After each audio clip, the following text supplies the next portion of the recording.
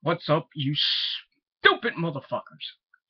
Peter Gilmore here for another video right here on Killer O Demon 669. Thank you all for watching this video. Make sure you like this video. Hit that subscribe button down below. Subscribe to my other channels. All the links down below in the description box. Friend me on Facebook and follow me on Twitter. Share this video and all my other videos on Google+, Facebook, Twitter, Tumblr, everywhere else on the internet, and thank you for all your support. Alright. I think I got a little problem with my chair. Sorry about that. Let's get this junk out of it. Give me a second. Sorry about that, ladies and gentlemen. So welcome once again to this video. I'm Peter Gilmore, if you didn't know that by now. And it is time, ladies and gentlemen, for your late, out-of-date TNA Impact Wrestling review for January the 30th, 2015 on Destination America. And, you know, it was the go-home show before Lockdown next week, which comes your way this Friday night. Kind of strange to see Lockdown in February when it's really in April, and it's a live 2-hour Lockdown. It's not 3 hours that it usually is, but it's 2 hours, which kind of sucks. Well, what are you gonna do? And then I think the week after is the UK shows, because on the Maximum Impact 7 tour right now. A lot of good things coming out of that one. You know, if you haven't heard the news, Mickie James came back to TNA. Drew Galloway, otherwise known as Drew McIntyre, debuted on the tapings. So I had to drink some Pepsi. And there's another big thing that happened. Well, two things that happened on the UK tour. I'm not going to give those away. I'm going to wait. I already know it, but for you guys that don't like spoilers, Andre Cavill, I'm not going to tell you. I'm just going to wait till they happen. That's all I'm going to say about that. Alright, so let's get to the review from last night. And it was a pretty decent show for a go-home show. We start off with a promo from my good buddy and yours. Say it with me now, ladies and gentlemen. Bobby Roode! And comes out with the TNA World title, which belongs to Lashley. And the fans are giving him a nice little pop, as he always gets. So, gets on the mic, he says that this, meaning the TNA World title, does not belong to him, but professional wrestling is his life. He says the title represents everything, but it was stolen from him by Eric Young and the Beatdown Clan. And so he wants Bobby Lashley to come out to the ring and take his championship back. So, on cue, Bobby Lashley comes out, and Bobby Roode says MVP and Eric Young caused all this trouble, but they've still had some great matches together. You know, the last 5 matches that they had, if you think about it. You know, they had 3 and then a couple other ones before that. And he's man enough to hand the title back. But he says it's not easy because he does want his rematch, match number 4. And he wants that match not at another date. He wants it right now. So Lashley's like, let's get it on! And Roode says, I don't want to wait any longer. Let's get a referee out here. But instead of a referee, the greatest man that ever lived, Austin Aries, the man that holds the world title briefcase in his hand from Feast of Fire, cuts him off and says, well, I'm not a ref, but I have a lot of options. And he says this briefcase gives him a title match anytime, anywhere that he wants to cash it in. So Then MVP comes to the ramp and he starts shaking his head. He says all he hears is complaining from Bobby Roode, and Lashley owes the title to the Beatdown Clan. So Lashley should kick everyone else out of the ring and fight him because that's what it's really about. He has a point. But Lashley says Aries can save his briefcase for another time because if they all want a title shot, well, you're gonna get it in our main event. So it was a pretty decent promo. So we'll see if Lashley can fight off 3 other guys in tonight's main event for the TNA World title. So I gave it 3.25 out of 5 stars. That's what it was. Alright, then we get to match number 1 for the Knockouts title. Terrence Terrell defending against Madison Rayne and the lovely Gail Kim. And this match was okay. It wasn't great, but it was pretty good. So it starts off with Gail and Terrence Terrell hitting Madison with some forearm shots. They both go for pinfalls before Terrence snaps with Gail. Drop kicks her in the corner. Gail then sidesteps a clothesline, hits a running splash. Madison comes in, hits Terrence with some elbows before Terrence suplexes her. Suplex! But Madison comes back with a back elbow for a 2. Then she hits a Northern Light suplex for another 2 count before Gail comes back in with a clothesline attempt. But Madison ducks it and hits her with a DDT while simultaneously hitting Terrence with a Diamond Cutter! Bang! But then Gail tries to apply an elevated leg lock, but Terrence puts Gail in a guillotine choke. And then Terrence kicks Madison before she and Gail both try to head up top. But Madison crotches them both. I said that. And on the turnbuckles and shoves them onto the floor. And then Madison comes back, face plants Terrence on the ring steps. And Gail tries to intervene, but Madison hits a face buster on the steps. Ow! And taunts them from inside the ring. And then she jumps from the apron, but Terrence sidesteps. Oops, and Madison goes right into the barricade. Ouch! And Terrence rolls her in for a 2 count. Madison comes back, she connects with the rain check. That's her finisher. Before Gail tries to roll him up. Then Gail sets up Eat Defeat, but Terrence breaks it up and then drops Madison with a diving RKO. That's what basically looks like. For the win to retain her title. So it wasn't anything special, but Terrence retains her title, and we'll see what happens from there with the lovely Terrence Terrell. So I gave it its usual knockouts 2 out of 5 stars. It wasn't that great, but everybody's saying it was pretty good, but that's my opinion. I don't care. Alright, then we get a promo with the innovator of violence, Tommy Dreamer. He gets in the ring and says he owes it all to them, meaning the fans, and he never lied to them. So he needs to straighten something out, and he calls EY, Eric Young, to the ring. So Eric meets him, and Cuba says that he and Bobby Roode welcome him to the company with open arms, and Eric is making a huge mistake by the way he's acting right now. So Tommy says that he shouldn't turn his back on his best friend or these fans, meaning the great fans in New York, because he knows all about it, and Eric is wrong. You're wrong! So EY says that Dreamer is a good guy, but look where it got him. Then he insults Dreamer, saying he comes from a shithole in New York.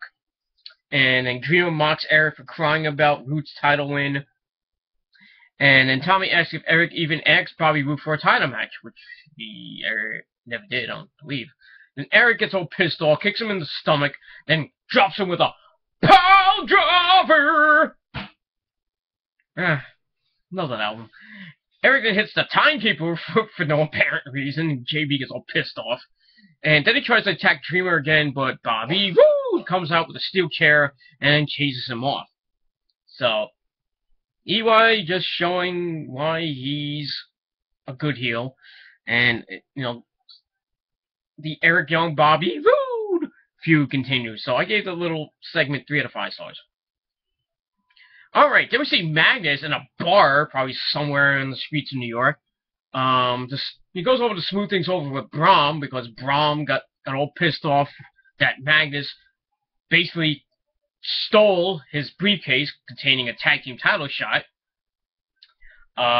He says it's for them. Magnus says that this suitcase is for both of us. And he says he's won championships while Braum had mugshots taken. Oh, low blow there, huh? That's a real life situation.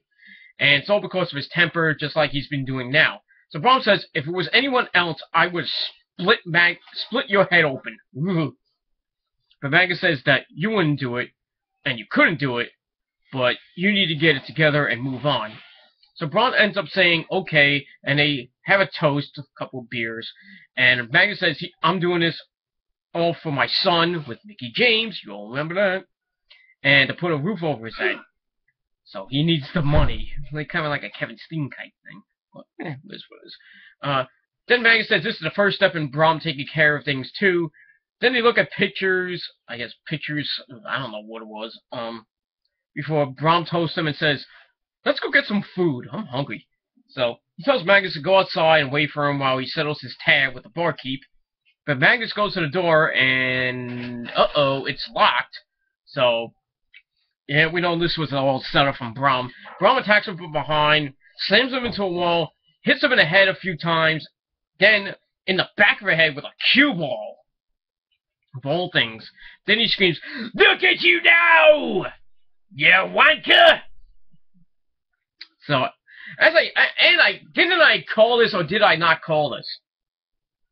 I said when Magnus won the briefcase, and then him and Braum had a little altercation backstage, did I not say that Magnus and Braum were gonna possibly have a feud? Point to Gilmore. Thank you very much. So we'll see what happens with these two athletes. So I give it 3.25 out of 5 stars. Alright. Then we get to what I believe was the match of the night. Monsters Ball! Jeff Hardy and Abyss finally ending their long feud. And this isn't the first time they've been in Monsters Ball, ladies and gentlemen. I believe it's their 3rd or 4th time in Monsters Ball. Yeah. So, it doesn't start off in the ring. It starts off in a stairwell, of all places. Jeff Hardy slams Abyss's head into a door before setting him out into the crowd. And Abyss makes it to the ring, but Hardy hits him with a chair. Abyss tries to chokeslam him through a chair, ouch, before sending Hardy into the steel steps. So Abyss starts gaining momentum, and he fills the ring with a bunch of weapons. He wedges a chair in the corner before Jeff Hardy hits him in the head with a trash can. Then he hits a diving forearm and a leg drop. Then he hits him with a chair and sets up the splash Abyss on the floor.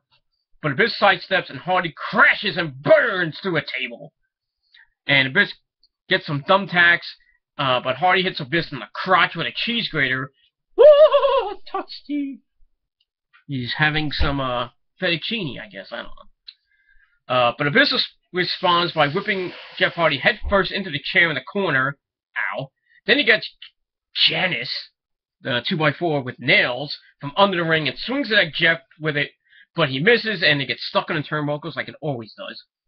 And Jeff Hardy comes back, drops him with the twist of fate before heading up top, looking for the Swanton Bomb, but the Revolution come out. Manic, Koya, and the Great Sonata. Manic crouches Jeff Hardy on the ropes, then the rest of the group attack him before Matt Hardy runs out and hits them all with a kendo stick. And then Jane Storm ends up getting free from, I don't know where, I guess from the whole melee.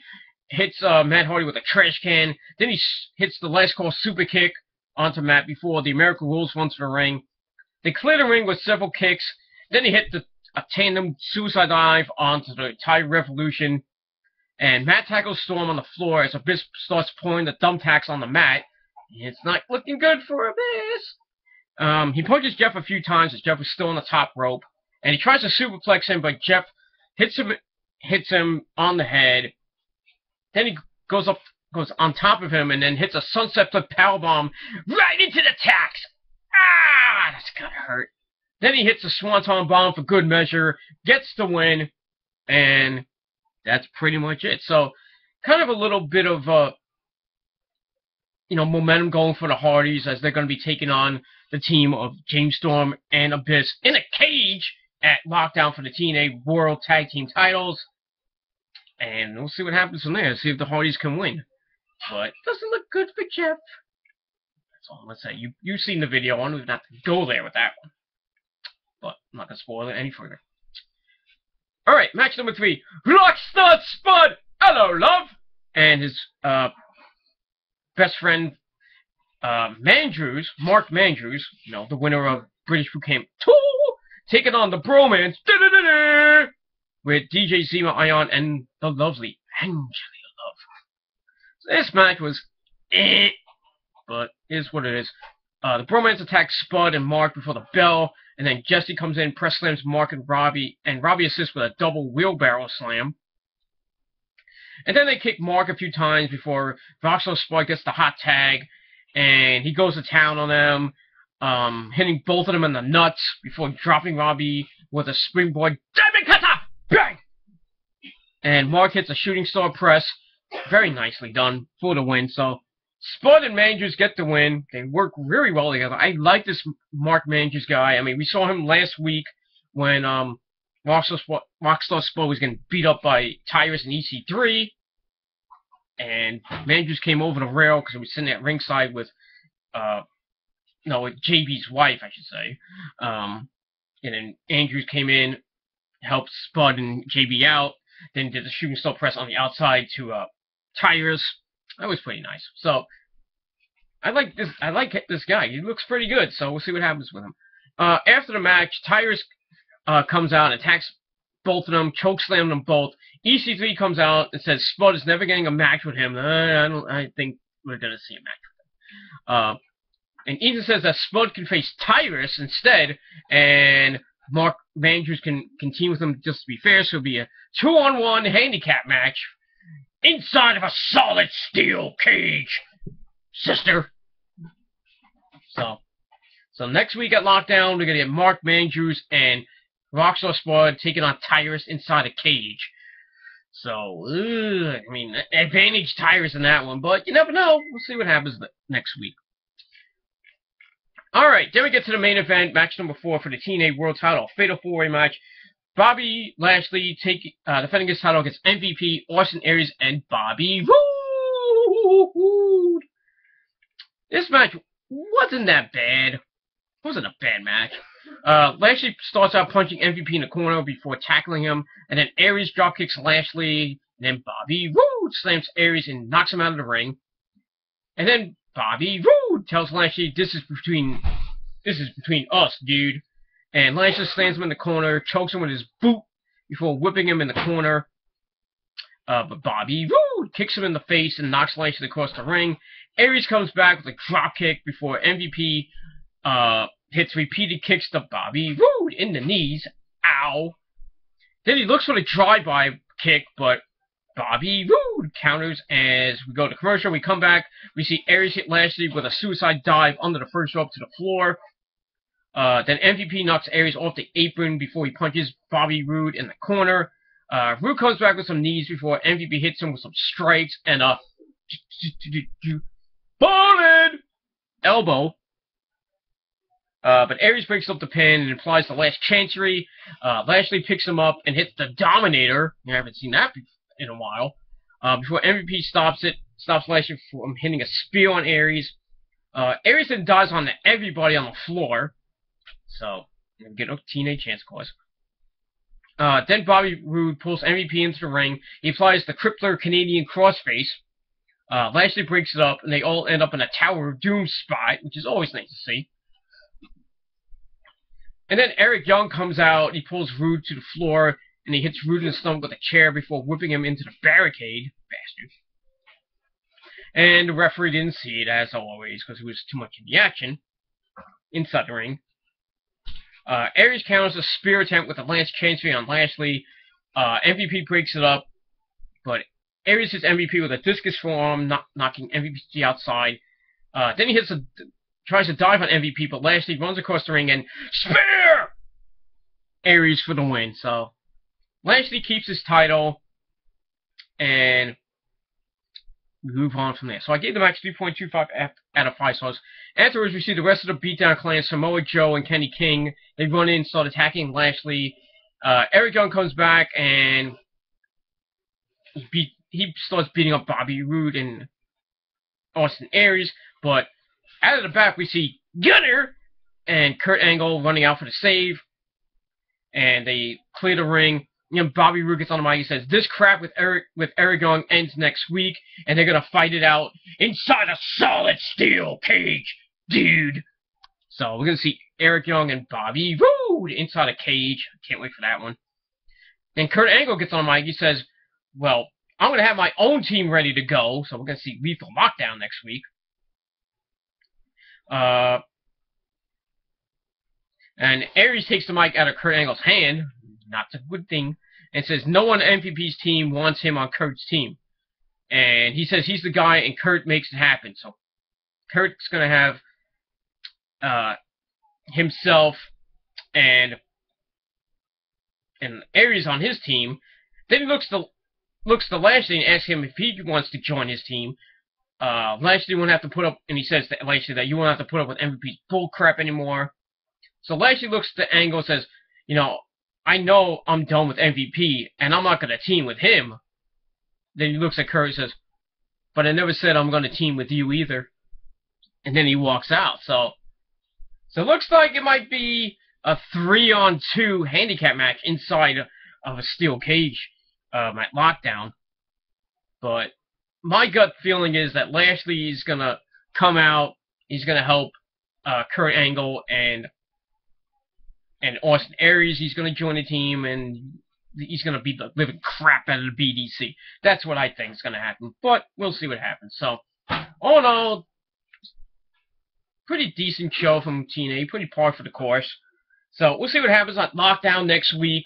We'll see if Eric Young can continue the beatdown, no pun intended, on Bobby Roode, or Bobby Roode can get a measure of revenge on his former best friend, Eric Young. We'll see what happens with Team Angle against Team MVP inside the cage. And we'll see if Mark Mandrews and Rockstar Spud can beat Tyrus. Is EC3 going to get involved? Most likely he will. But we'll see what happens from there. And there'll probably be a Knockouts title match. I was hearing something about Jessica Havoc and and Awesome Kong in the cage. I would love to see that. Let them beat the crap out of each other in the cage. But we'll see what happens. I would think there would be an X Division title match in the cage. There's a lot of every match is going to be in the cage. We know the tag team title is going to be up for grabs in the cage. The Revolution taking on the Hardys, and we'll see if the Hardys can finally win the TNA tag team titles. But we'll see what happens. So almost every title should be on the line next week inside a cage at Lockdown. But we'll see what happens from there. So that's basically all I got to say about that. So, one more show in the books for TNA. We got Lockdown coming this Friday. And then after that, I think this is the Maximum UK Tour, which will probably last through most of February. And then we'll see what happens after that. So, and like I said before, lots of surprises for the Maximum UK 7 Tour from England. I already told you two of them. 2 surprises already. Kind of spoiled it for you people. Well, I don't give a fuck. We all know Mickie James is coming back to TNA, and Drew Galloway, also known as Drew McIntyre, is going to be making his debut for TNA, which I think is a great idea. I just hope they don't screw him over like WWE did. But we'll see what happens. So TNA looking to do big things in 2015. They're already starting off with a bang, pun intended, with a bang. I mean, last week almost 600,000 viewers. I don't know what they got for last night's show, but I would assume it's around the same viewership. So TNA is starting to make some good strides. I mean, they got Drew Galloway, Mickie James has come back to help the Knockouts division. We got some interesting happenings coming out of the UK tour, which I'm not going to say. So TNA, starting to look good. So I mean, TNA's looking good. Ring of Honor's looking good. They had a show from Dearborn, Michigan tonight. I mean, they got the 13th anniversary show coming up in a couple weeks. That should be good. You know, WWE's kind of like, coming out of the Royal Rumble, leading up to Fastlane. We got Rusev and John Cena. We got Sting and Triple H having a face-off, though we don't know what Triple H's announcement might be this coming Monday on Raw. Maybe he's gonna fight Sting at Fastlane. Who knows?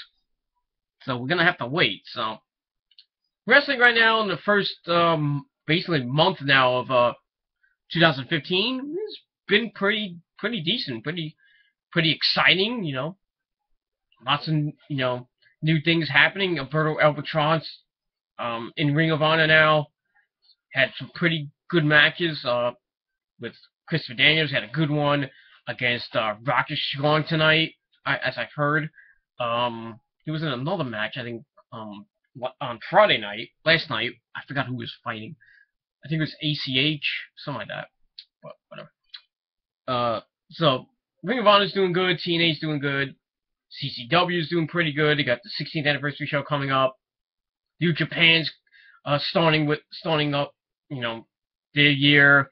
We got the Road to New Beginning starting, I think, this coming weekend, not next weekend, I should say. And a couple big shows.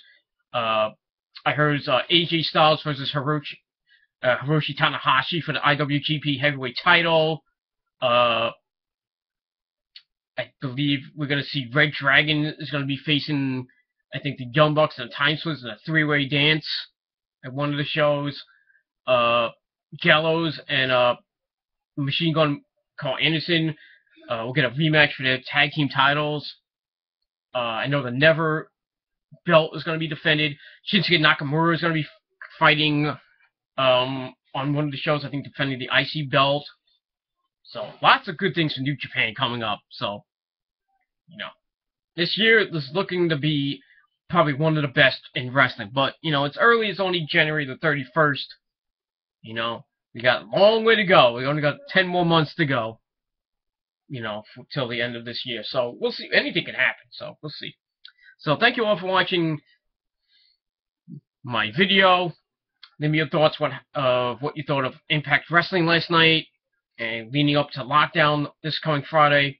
If any questions regarding TNA, New Japan, CCW, Ring of Honor, WWE, any indie promotion you want to talk about, if any questions, please, I beg of you, don't be scared. Leave a question or two or three down below in the comments section. You can inbox me on this channel or any of my channels. You can also leave your questions on any one of my videos on all my channels. And you can also direct message me on Twitter at Gilmore Inc., INC in capital letters. You can leave your questions there as well. So let's have a conversation. Let's talk. And hopefully I can get some questions and I can relay back to you, because I love my subscribers. I would never lie to you subscribers. Unlike some people we know. Hell's Entertainment. I am respectable to my subscribers. I don't take shit from anyone, especially you freaking haters that love to dislike my videos and give me more popularity. So, anyway, but don't really care about dislikes anymore, because you're jealous little motherfuckers with tiny little cocks. That's all I gotta say about that, but I'm not gonna talk about it. So, thank you all for watching. Let me know what you thought of Impact last night. And that's pretty much it. So, I'm Peter Gilmore. Have a great rest of your weekend, everybody. Be safe. And I'll see you guys next time. Peace out.